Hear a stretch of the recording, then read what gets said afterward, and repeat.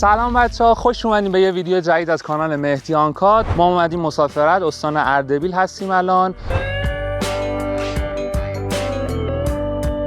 خب بچه‌ها ما رسیدیم حموم سنگی، اما متاسفانه تعطیل بود. یه نفر می اومده شما رو حالا کیسه میزده میشسته، حالا بماند که یه لایه از پوستت هم میرفته اون وسطا. این وضعیت درست نیست آقا. همینطوری که اومدیم جلو دیدیم آقا حموم سنگی اصلا اینجا بوده، حالا اینم دیوارشه. خلاصه اومدیم اینجا ولی بازم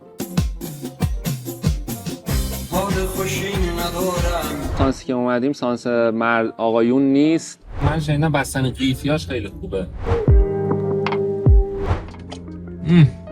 یه میز سنگی خیلی باحاله، میتونید با دوستاتون بشینید بگید بخندید عشق کنید. البته این گردون هم اینجا گذاشته بودن، خالی هم بود، حالا اینم نشکست.